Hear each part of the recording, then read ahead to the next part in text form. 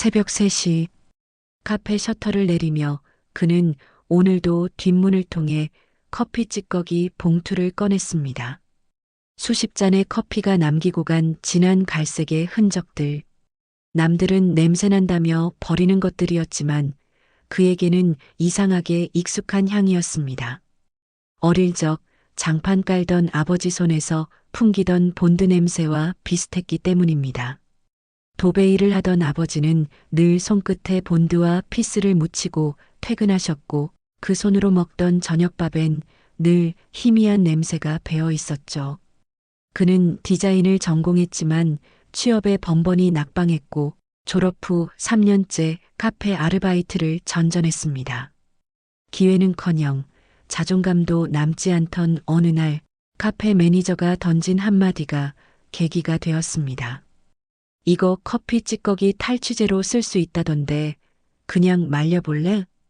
그 말에 그는 찌꺼기를 햇볕에 말리기 시작했습니다. 향이 좋아서 그랬고 어떻게든 무언가에 집중하고 싶었기 때문입니다. 마른 커피 찌꺼기를 손으로 만져보다가 그는 문득 그것들을 틀에 담아 눌러보고 싶어졌습니다. 처음엔 그냥 장난이었습니다. 동그란 몰드에 눌러 만든 컵받침, 각진 나무 틀에 꾹 눌러 찍어낸 명암꽂이. 의외로 보기 괜찮았습니다. 무엇보다 커피 향이 은은하게 배어 있었고 색감도 따뜻했죠. 그는 조심스레 그것들을 사진 찍어 SNS에 올렸습니다. 버려지는 커피 찌꺼기로 만든 컵받침입니다. 향은 진하고 재료는 무료예요. 그 글엔 생각보다 많은 좋아요가 달렸습니다. 몇몇 댓글이 달렸고 팔로워 한 명이 메시지를 보냈습니다. 혹시 소량이라도 판매하시나요? 그날 밤 그는 전기장판 위에 누워 조용히 미소 지었습니다. 지금은 그냥 컵받침일지 몰라도 이 조각들이 쌓이면 언젠가 무언가를 만들 수 있을지도 모른다는 생각이 들었기 때문입니다. 그는 다시 커피 찌꺼기 봉투를 열며 혼잣말을 했습니다. 이게 쓰레기라고요? 저한테는 지금 제일 처음으로 감사할 수 있는 재료입니다. 아버지는 늘 못하나 장판 한 조각도 버리는 법이 없으셨습니다. 낡은 창고 한켠엔 남은 시트지 뭉치와 오래된 줄자가 켜켜이 쌓여 있었고 어머니는 그런 아버지를 향해 늘 한숨 섞인 잔소리를 하셨습니다. 그래도 아버지는 말없이 그것들을 꺼내 손질하며 말하곤 했습니다. 다 쓸 때가 있다. 세상에 쓸모없는 건 없어. 그는 그 말을 자주 떠올렸습니다. 자신이 만든 컵받침과 명암꽂이는 하나같이 투박하고 완벽하진 않았지만 다 쓸 때가 있다는 그 말처럼 어딘가에 맞게 쓰였고 사람들은 그 어설픈 모양에서 오히려 정겨움을 느꼈습니다.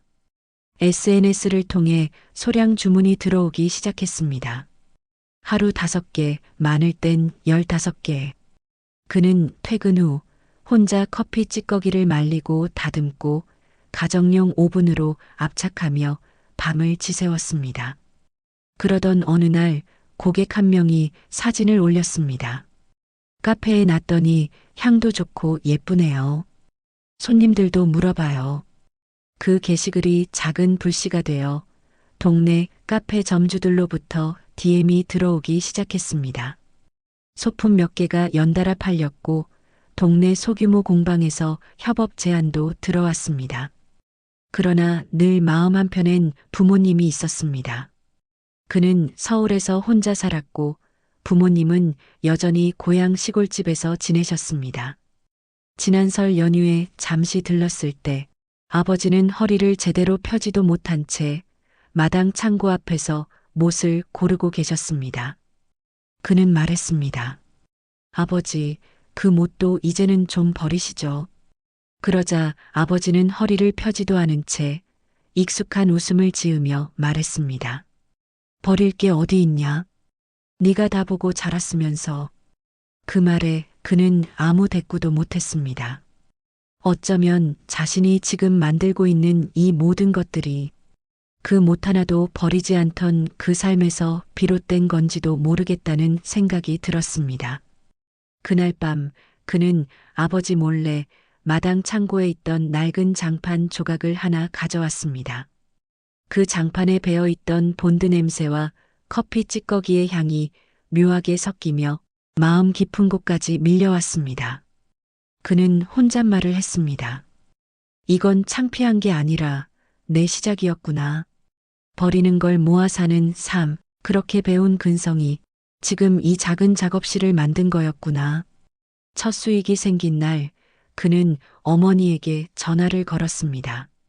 몇 달 전까지만 해도 식비가 부족하다며 보낸 100만 원을 이번엔 그대로 다시 송금하며 메시지를 남겼습니다. 엄마, 이번엔 용돈이에요. 받은 거 말고 번 거예요. 어머니는 전화를 받고도 한참을 말이 없으셨습니다. 고맙다, 그래도 아껴 써야지. 짧은 그 한마디에 그는 괜스레 눈시울이 뜨거워졌습니다. 그날 저녁 그는 작은 선물을 준비했습니다. 커피 찌꺼기로 만든 조그마한 인테리어 액자. 예쁜 말은 못 새겼지만 커피박을 압축해 만든 브릭 위에 자신의 글씨로 단 3글자를 새겼습니다. 고맙습니다. 오랜만에 고향집에 내려가자 어머니는 된장찌개를 끓이며 웃으셨습니다. 아버지는 여전히 마당에서 짐을 정리하고 계셨고 그는 말없이 그 액자를 건넸습니다. 이게 뭐냐는 말에 그는 조용히 말했습니다. 제가 만든 거예요. 커피 찌꺼기로요. 그리고 그냥 드리고 싶었어요. 아버지는 말없이 액자를 들여다보았습니다. 손끝으로 브릭의 표면을 쓸더니 이거 장판 느낌이 나네. 라는 말을 남기고는 고개를 돌리셨습니다. 그는 순간 멈칫했습니다. 아버지의 그 말 한마디가 너무 따뜻하고 낯설게 느껴졌기 때문이었습니다. 식사를 마친 후 어머니는 조용히 그에게 물었습니다. 너 이제 그 커피 찌꺼기로 먹고 사는 거니? 그는 고개를 끄덕이며 말했습니다. 그 커피가 요즘은 제일 향기롭습니다. 부모님께 드린 그 액자는 다음 날 고향집 안방벽에 조용히 걸려 있었습니다. 고맙습니다. 라는 그 말이 마치 부모님께서 자식에게 주신 말 같기도 했습니다. 그는 그날 밤 다시 작업실로 돌아와 처음으로 커피 브릭스를 본격적으로 연구하기 시작했습니다. 컵받침이나 액자만으로는 부족하다는 생각이 들었습니다. 이 재료로 좀 더 단단하고 세상에 오래 남을 수 있는 무언가를 만들고 싶었습니다. 그것은 단순한 제품이 아니라 누군가에게는 기억이고 누군가에게는 미안함이었으며 누군가에게는 평생 못다한 고백일 수 있으니까요. 커피 브릭스?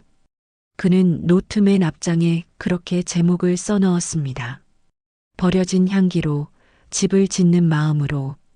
커피 브릭스라는 이름은 한밤중에 생각났습니다. 향기 나는 벽돌, 버려지던 커피 찌꺼기로 만든 단단한 조각. 이왕 만드는 거라면 보기에도 좋고 오래가는 걸로 만들어야겠다고 다짐했습니다. 그는 작은 틀을 손수 제작했고 커피 찌꺼기와 천연 접착제를 섞어 압착해 나갔습니다. 손에 커피물이 배어도 상관없었습니다. 다만 커피의 색감과 향이 변하지 않도록 온도와 습도를 조절해야 했기에 작업은 생각보다 더디고 까다로웠습니다. 몇 주가 지나자 드디어 원하는 질감과 밀도의 브릭이 완성됐습니다. 고동색의 브릭은 따뜻하고 깊은 색을 띠었고 손에 쥐면 은은한 커피향이 풍겨났습니다. 그는 작은 벽면을 커피 브릭스로 채워보기로 했습니다.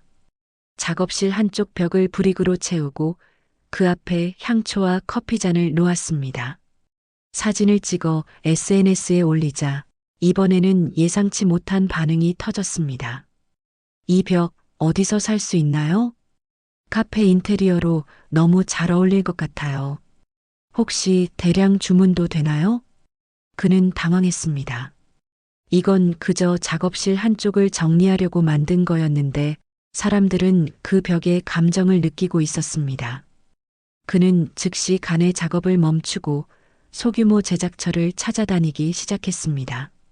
성분 검사를 거치고 내구성과 난연성 테스트도 진행했습니다.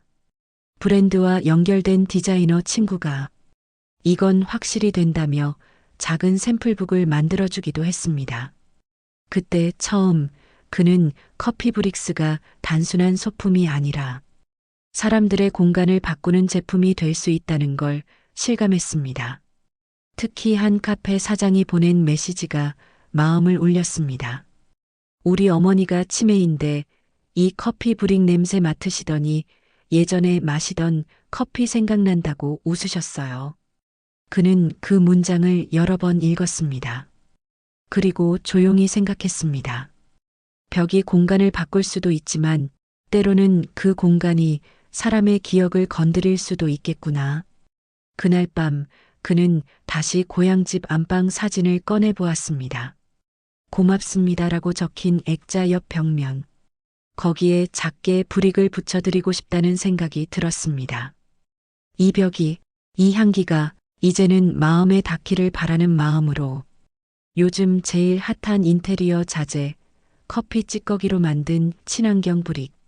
그의 이름이 뉴스 자막에 나왔을 때 그는 손에 들고 있던 커피잔을 내려놓았습니다.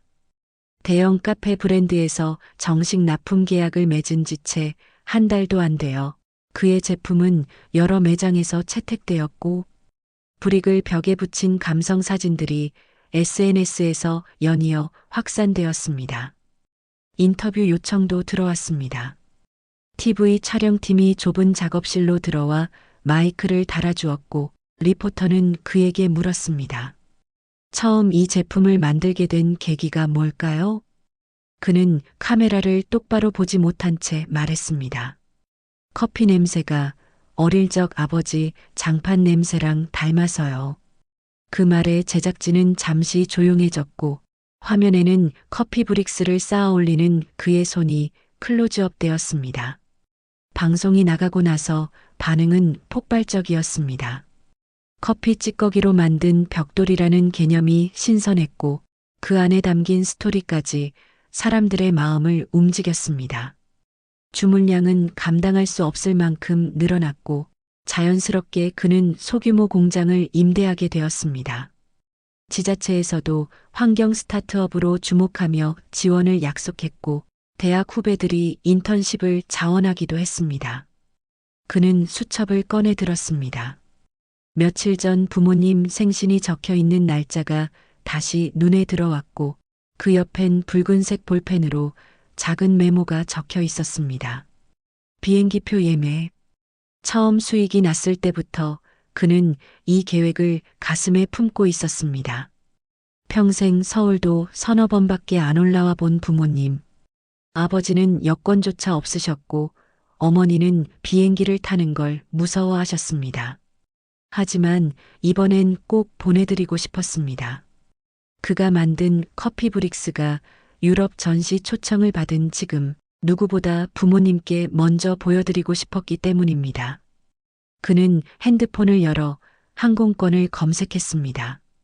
직항 왕복, 이코노미석. 하지만 좌석은 창가 쪽.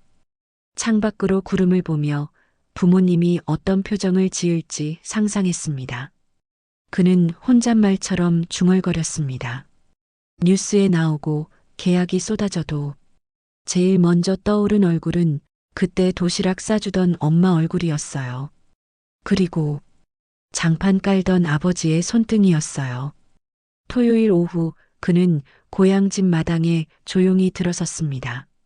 어머니는 깻잎을 다듬고 계셨고 아버지는 우물 옆에서 오래된 고무장화를 말리고 있었습니다. 그는 가방에서 2개의 봉투를 꺼냈습니다. 한 장엔 비행기표, 다른 한 장엔 여권 신청서 복사본이 들어 있었습니다. 잠시 후 마루에 3사람이 마주 앉았습니다. 그는 조용히 봉투를 건넸고 어머니는 미심쩍은 듯 그를 바라보았습니다. 이게 뭐냐고 묻는 말에 그는 망설임 없이 답했습니다. 부모님, 이번에 제가 유럽 전시 초청을 받았어요. 가시는 길 같이 가주셨으면 좋겠습니다. 이건 두 분 좌석이고요. 창가 쪽으로 했어요. 구름 보시라고요. 어머니는 봉투를 펴보지도 않고 손사래를 쳤습니다. 우리가 왜 가, 그런 건 혼자 다녀와. 아버지는 한참 말이 없으시다가 담배를 하나 꺼내 물었습니다. 그리고는 조용히 말했습니다. 그게 내가 제일 먼저 하고 싶었던 일이냐? 그는 고개를 끄덕였습니다. 처음에 커피 찌꺼기를 만질 때부터 생각했어요. 이걸로 무언가를 만들 수 있다면 그 재료로 제일 먼저 드릴 건 여행 한 번 못 가신 두 분 모 비행기 표라고요. 어머니는 그제야 봉투를 열어보았습니다. 영문으로 적힌 긴 이름들, 복잡한 일정을 보며 어리둥절한 표정을 지으셨습니다. 우린 이런 데 가본 적도 없고 옷도 없고 말도 안 통하고. 그는 웃으며 말했습니다. 옷은 제가 준비해 드릴 거고요. 말은 몰라도 괜찮아요. 필요한 건 다 번역해 드릴 거예요. 그리고 어머니, 그 벽돌 기억나시죠? 고맙습니다. 써드린 거. 그거 지금 독일 전시회에서 관심받고 있어요. 아버지는 담배 연기를 멀리 날리며 중얼거렸습니다. 그럼 버릴 게 어딨어? 내가 못 하나 안 버린다 했지? 그는 잠시 웃다가 눈을 떨구었습니다. 그 웃음 끝에 눈물이 맺혀 있는 걸 들키고 싶지 않았기 때문입니다.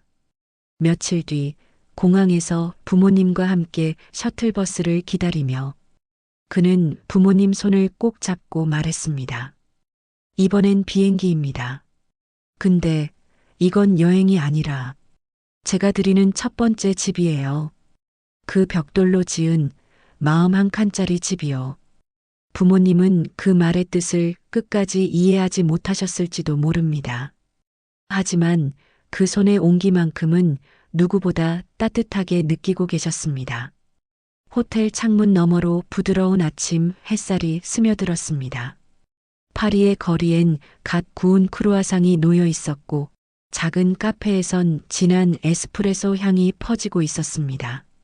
그는 부모님을 모시고 프랑스 현지 커피 브릭스 전시회장으로 향하고 있었습니다. 어머니는 낯선 풍경에 연신 감탄하셨고 아버지는 익숙하지 않은 옷차림이 어색했는지 자꾸 셔츠 깃을 만지셨습니다. 전시장은 한적한 골목에 자리한 작은 갤러리였습니다. 갤러리 안에는 벽면을 가득 채운 커피 브릭스가 조명 아래 따뜻한 색을 머금고 있었습니다. 사람들은 커피향이 스며든 벽을 만지며 신기하다는 듯 속삭였고 어떤 이는 조용히 사진을 찍었습니다. 그는 부모님을 전시장 중앙으로 안내했습니다. 한쪽 벽면에는 특별히 준비된 공간이 있었고 그 벽에는 낯익은 글귀가 걸려 있었습니다. 고맙습니다. 몇 달 전 그가 처음 만들었던 커피브릭 액자의 복제본이었습니다. 그 글씨체도 재료도 모두 같았지만 이제는 그 문장이 수많은 사람들 앞에 놓이게 된 것이죠. 어머니는 그 벽 앞에서 한참을 서 있었습니다. 그리고 조용히 말했습니다. 이게 내가 만든 거구나. 그는 고개를 끄덕였습니다. 엄마한테 처음 드린 벽이었어요. 이제 이 벽은 세상 사람들이 같이 보게 됐네요. 아버지는 벽돌 하나를 손끝으로 톡톡 두드리며 말했습니다. 이건 내 장판보다 훨씬 낫다. 농담 같았지만 그 안에는 수십 년을 일한 장인의 자부심이 묻어 있었습니다. 전시가 끝나고 저녁 식사 자리에서 갤러리 주최 측은 부모님에게 작은 꽃다발을 건넸습니다. 이 벽돌의 근원이 부모님의 삶이었다는 걸 알고 있었기 때문이었습니다. 그는 통역을 통해 전해진 주최자의 말을 들으며 조용히 와인을 한 모금 마셨습니다. 커피가 아니어도 향기는 마음을 타고 전해진다는 걸 그날 처음으로 실감했기 때문이었습니다. 그날 밤 호텔로 돌아가는 길, 어머니는 물었습니다. 이거 끝나면 또 일하러 가야겠지? 그는 고개를 저었습니다. 아니에요.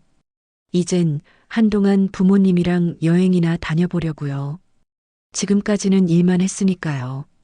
파리의 밤거리엔 바람이 불었고 그 바람엔 커피향과 섞인 오래된 본드 냄새 같은 기억이 조용히 스며 있었습니다. 귀국한 지 한 달쯤 지났을 무렵 그는 작업실에서 브릭 샘플을 정리하다가 잠깐 핸드폰을 들여다보았습니다.